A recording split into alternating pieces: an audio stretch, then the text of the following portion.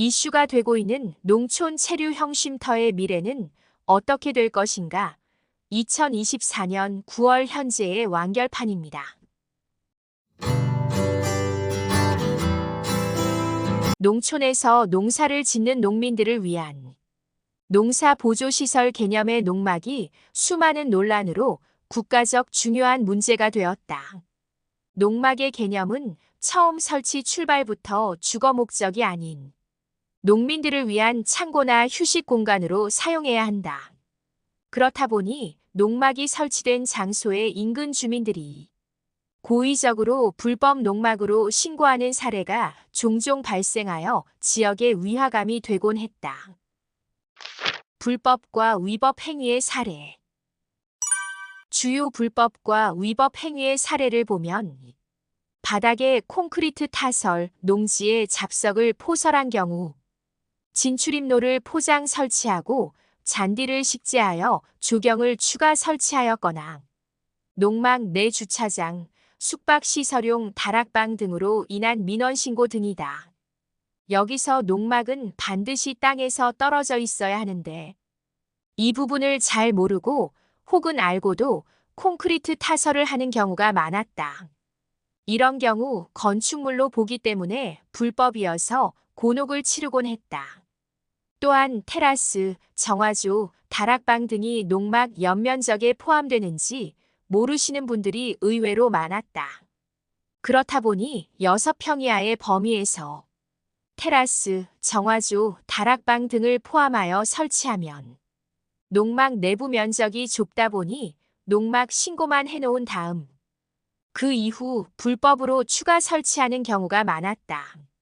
여기서 농막의 높이는 4m 정도로 제한되어 있으니 만약 다락방을 설치하려면 높이가 4m가 넘지 않은 한도 내어야 한다.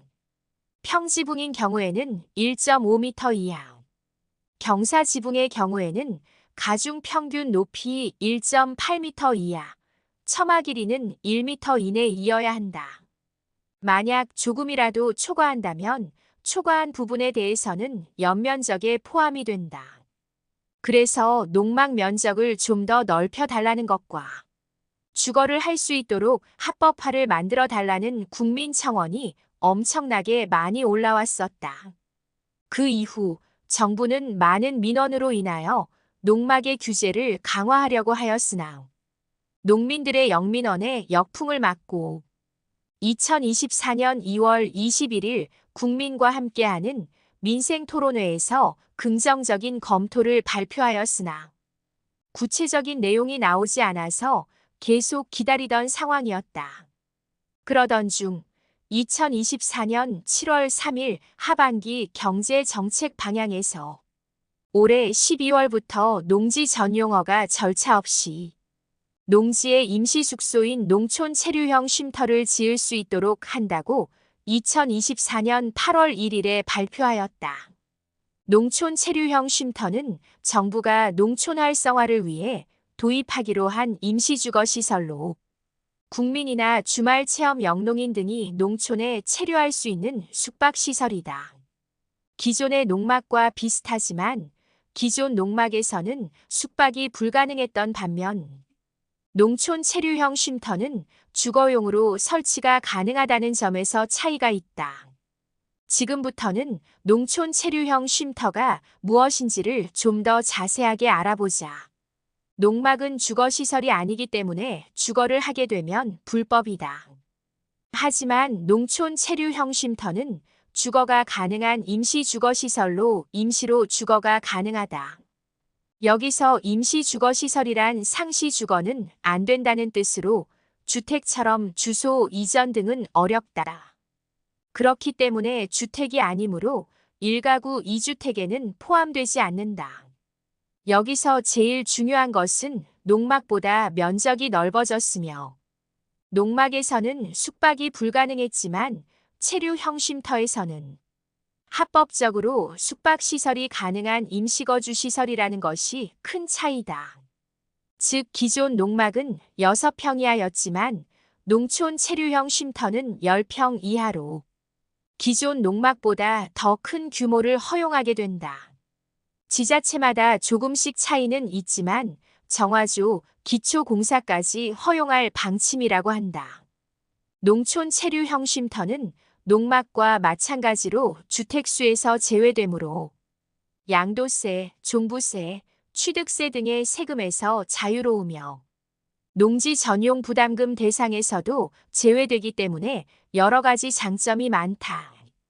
이렇게 되면 앞으로 전원주택이나 농촌주택 거래가 줄어들어 가격 또한 떨어질 것으로 보이는데 예전보다 건축 자재비와 인건비가 많이 올라서 전원주택보다는 앞으로 체류형 쉼터를 많이 찾을 것 같다.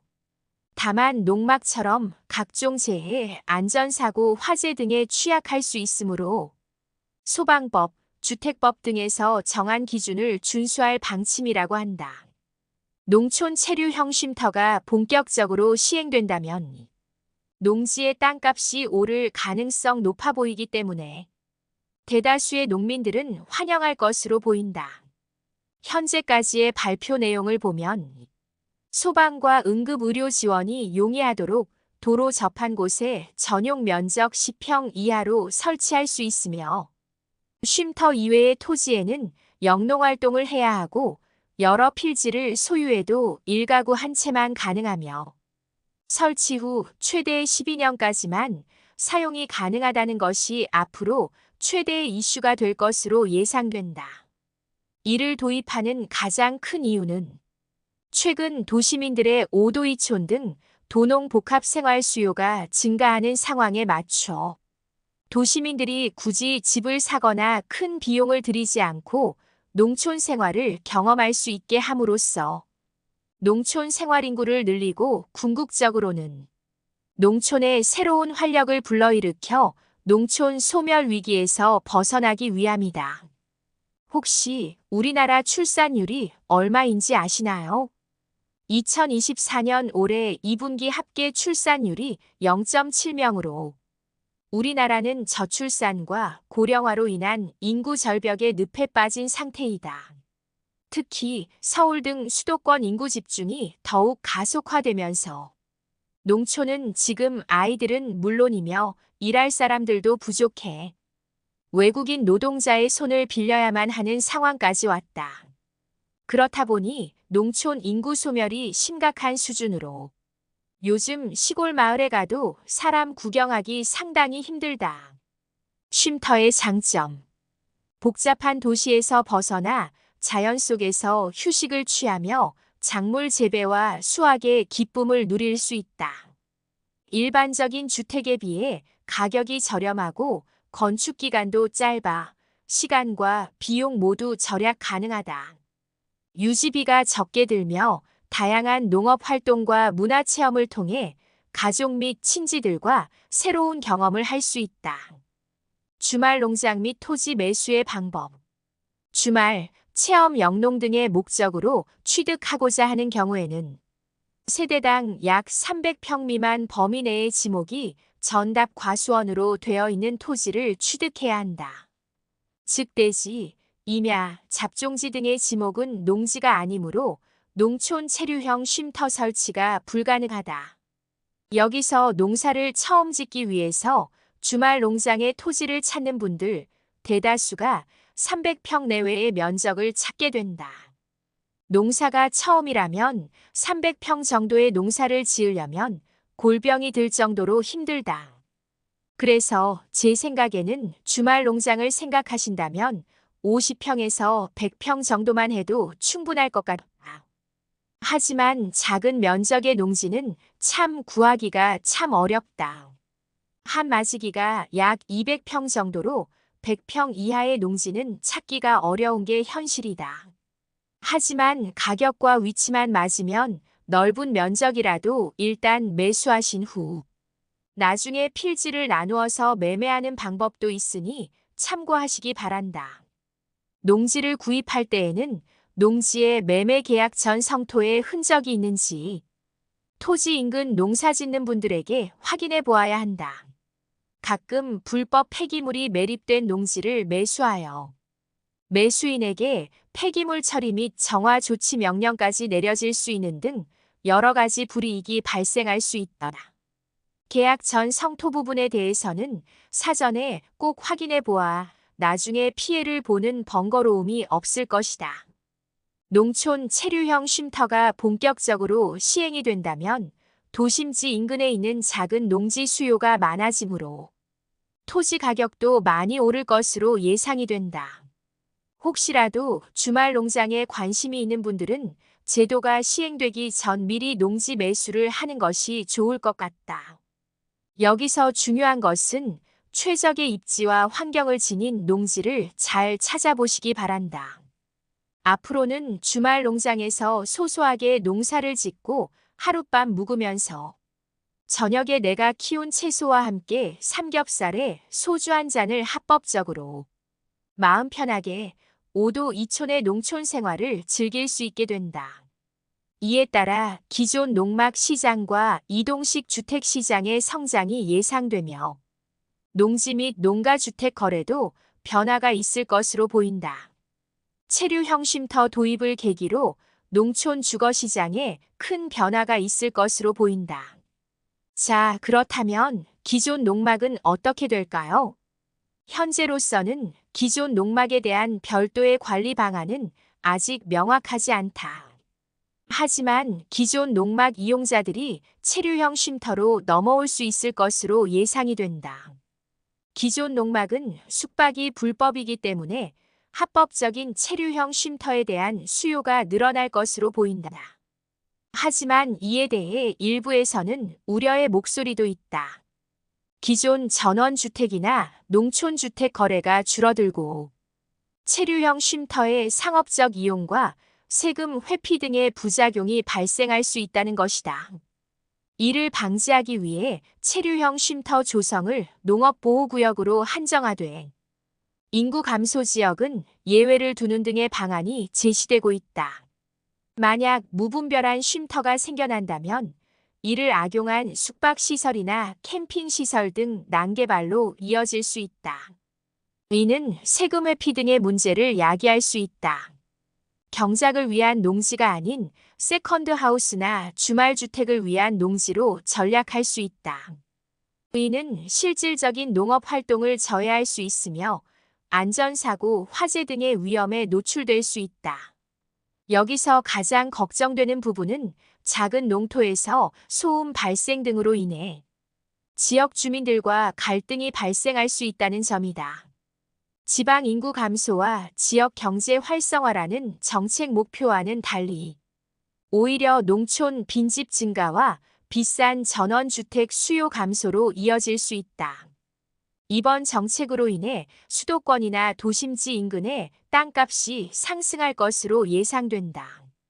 그렇게 되면 실제 농업에 종사하는 사람들의 부담을 가중시킬 수 있다.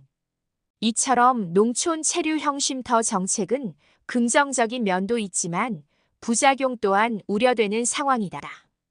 정책 시행 전 이러한 문제점을 면밀히 검토하고 보완책을 마련할 필요가 있을 것으로 보인다. 정부 안대로 시행되었을 때의 문제점을 살펴보자. 무분별한 농촌 체류형 쉼터가 들어서면 세금 등을 회피할 수 있는 숙박시설, 캠핑시설로 약용될 수 있다. 경작을 위한 농지가 아닌 세컨드 하우스나 주말주택으로 전락할 가능성이 있다. 재해, 안전사고, 화재 등의 위험에 노출될 수도 있다. 소방법, 주택법 등에서 정한 기준을 준수해야 하지만 기준 미비 시 안전 문제가 발생할 수 있다. 작은 농토에서 밤늦게까지 바비큐 파티나 앰프 사용 등으로 지역 주민들과의 갈등이 발생할 수 있다. 농촌 빈집은 더 늘어나고 비싼 전원주택을 구입하는 수요는 감소할 가능성이 있다. 농촌 체류형 쉼터로 인해 기존 전원주택 시장이 침체될 수 있다. 현재까지는 12월쯤 시행된다는 것만 확인될 뿐 자세한 자격 및 입지 요건에 대해서는 발표되지는 않았지만 가장 민원이 많았던 숙박 부분이 가능하며 농막보다 면적이 넓어진다는 것과 12년까지의 허용 범위가 정리가 되어야 할 것 같다. 앞으로도 농촌 체류형 쉼터가 성공적으로 자리 잡기를 기대하며 이에 따른 다양한 혜택이 농민들과 귀농인들에게 주어지길 바란다. 농막과 체류형 쉼터는 농촌에서 머무는 공간이지만 목적과 사용 방식, 법적 규제 등이 다르다. 아래에서 두 개념의 차이점을 자세히 설명해 보자. 1. 설치 목적 및 용도. 농막. 농막은 농업 활동을 돕기 위한 간이 쉼터로 농지에 설치되어 농사를 짓는 동안 휴식을 취하거나 작업 도구를 보관하는 장소이다. 농업 활동의 편의성을 위한 목적이 주된 이유로 설치된다. 농업인이나 농지 소유자가 작업 중 휴식하거나 간단한 식사를 하거나 농업 도구 보관을 위해 주로 사용하게 된다. 주거 목적으로는 사용할 수 없으며 상시 거주가 법적으로 제한된다. 단, 농사를 지으면서 일시적으로 머무는 것은 허용된다. 체류형 쉼터. 체류형 쉼터는 주로 도시민의 농촌 체험이나 장기 체류를 위한 공간이다. 농촌에서의 생활을 경험하고 휴식이나 치유의 목적으로 농촌에 머물고 싶은 사람들이 사용할 수 있는 공간이다. 농업 활동과는 별개로 관광이나 휴식, 농촌 체험의 용도로 사용되며 농작업과는 직접적인 관계는 없다. 장기 체류가 가능하며 일정 기간 동안 머물면서 농촌 생활을 경험하는 데 중점을 둔다. 2. 법적 규제 및 허가사항. 농막. 농지법에 따라 설치되며 농업을 위한 시설로 분류된다. 농막의 설치 목적은 농업 지원이기 때문에 크기와 사용 방식에 제한이 있다. 농막의 최대적은 약 6평 이하로 제한되며 상수도, 전기, 화장실 등 기본적인 시설은 설치할 수 있으나 상시 거주용으로는 사용할 수 없다. 농막은 농지를 침해하지 않는 범위에서 설치되어야 하며 주거 목적의 건축물로 인식되지 않도록 주의해야 한다. 농막을 불법적으로 상시 거주용으로 사용하면 법적 문제가 발생할 수 있다. 체류형 쉼터. 체류형 쉼터는 농촌 체험마을 사업, 귀농귀촌 지원 사업 등의 일환으로 설립될 수도 있으며 건축법과 관광진흥법에 따라 허가를 받는다. 체류형 쉼터는 일반적으로 농촌 지역 관광 활성화나 귀농과 귀촌의 장려를 목적으로 설치되며 크기나 설계에 있어 법적 제한이 농막보다는 적다.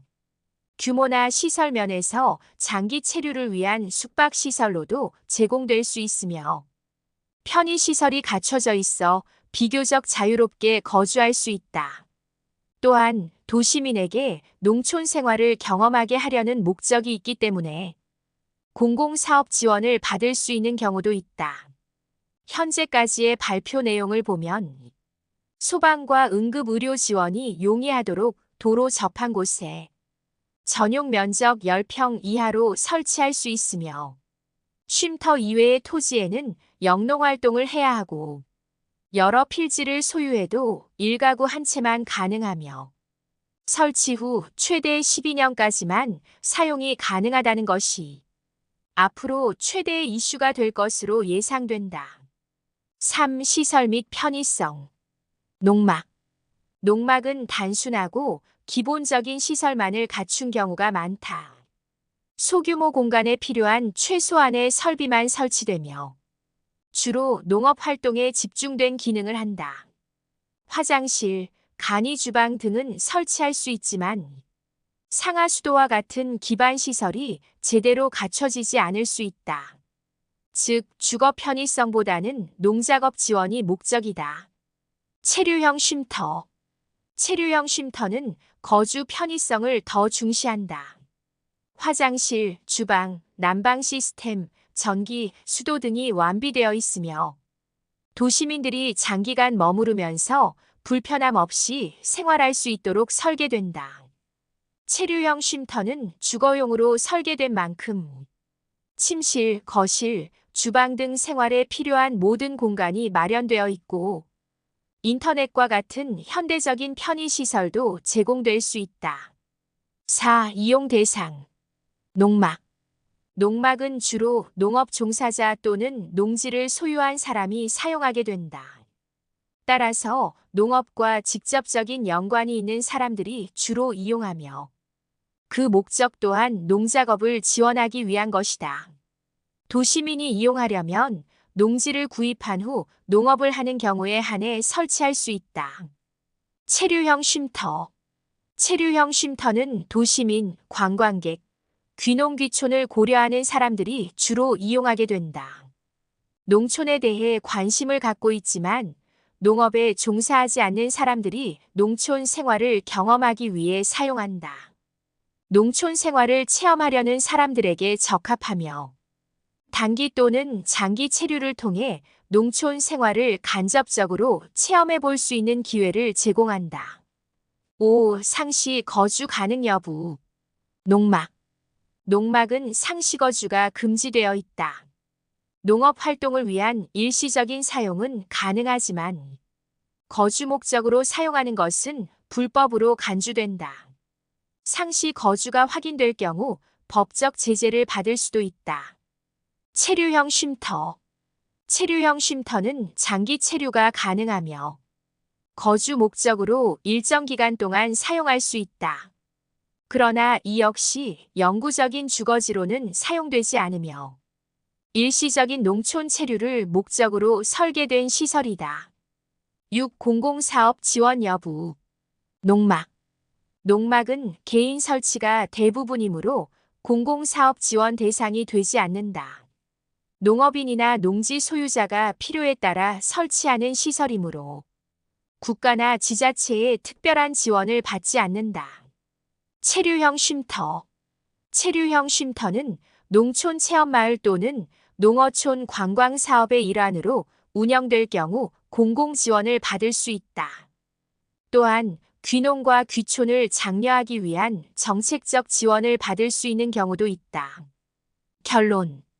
농막은 농업활동을 지원하기 위한 일시적인 휴식 공간으로 상시 거주가 불가능하고 농작업에 필요한 최소한의 시설을 제공하는 반면 체류형 쉼터는 도시민이나 관광객을 대상으로 농촌 생활을 경험하고 장기 체류를 가능하게 하는 공간으로 더 넓은 규모와 편의시설을 갖춘 것이 특징이다. 이 두 공간은 그 용도와 법적 규제가 다르며 설치 목적에 따라 선택과 이용 방식이 달라진다.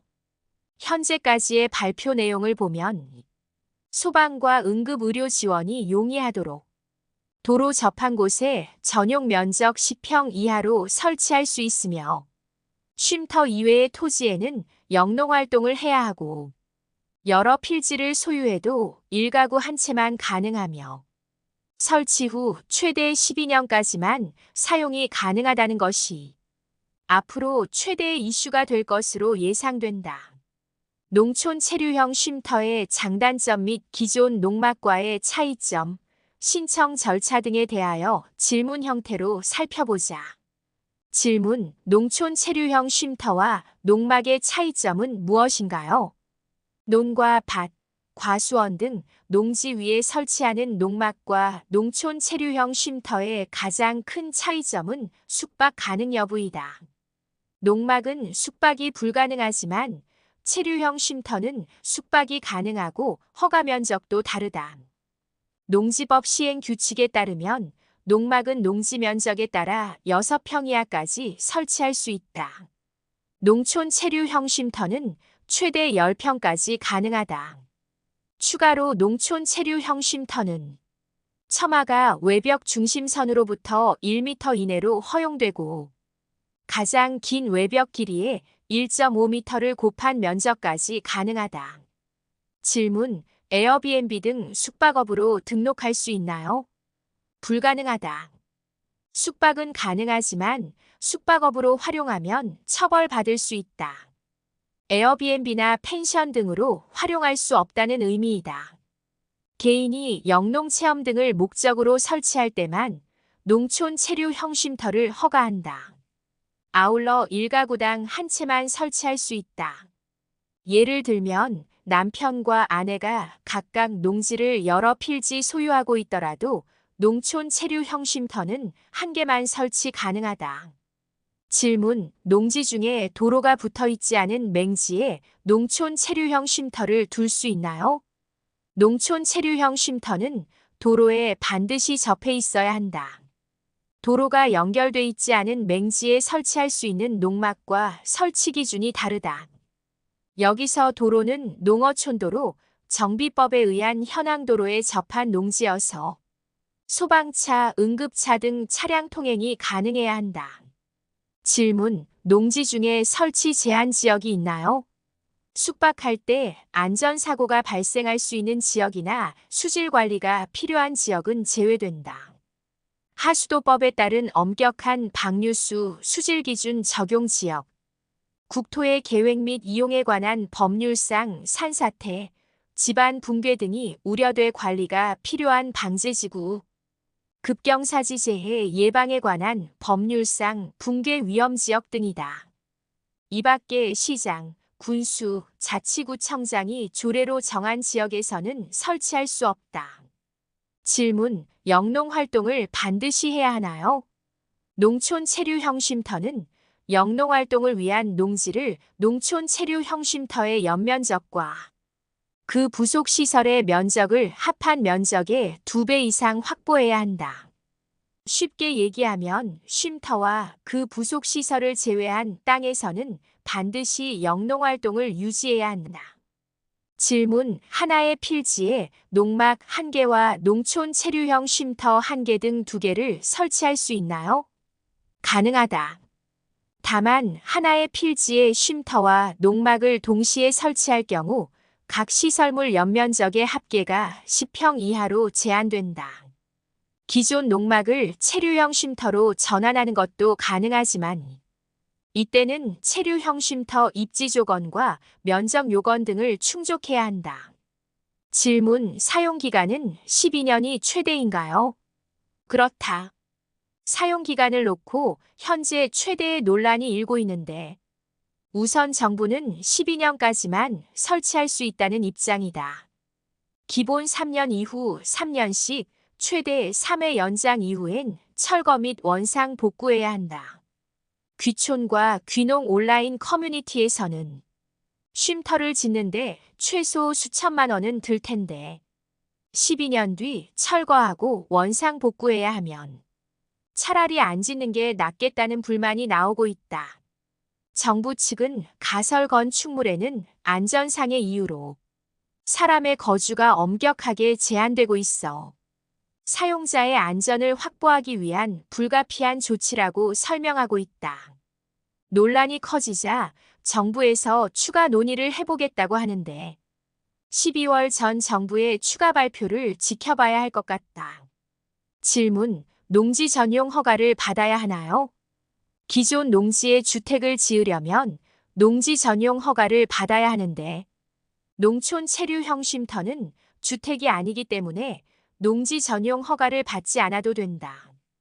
양도소득세와 종합부동산세 등 주택에 부과되는 세금이 제외되고 취득세 10만 원과 재산세 연 1만 원만 내면 된다. 질문: 신청 절차는 어떻게 되나요? 정부가 12월 시행에 앞서 농지법상 농촌 체류형 쉼터 설치 및 이용 계획 신고서 서식을 신설할 예정이다. 이를 이용해 신고서를 지방자치단체에 제출하고 신고서와 함께 폐수 배출, 토사 유출, 악취 발생, 화재 등의 방지 방안이 담긴 피해 방지 계획서와 농지의 소유권 입증 서류를 함께 제출하게 된다. 이후 지자체가 인근 농지 농업 경영에 미치는 영향과 피해 방지 계획서 등을 검토하고 현장 조사를 진행한다. 기준이 충족되면 신고증을 내주고 건축법상 가설 건축물 축조 신고 절차도 밟아야 한다. 이상 논란이 되고 있는 농촌 체류형 쉼터의 여러 가지를 알아보았는데 현재까지는 최대 12년까지만 사용이 가능하다는 것이 앞으로 최대의 이슈가 될 것으로 예상된다.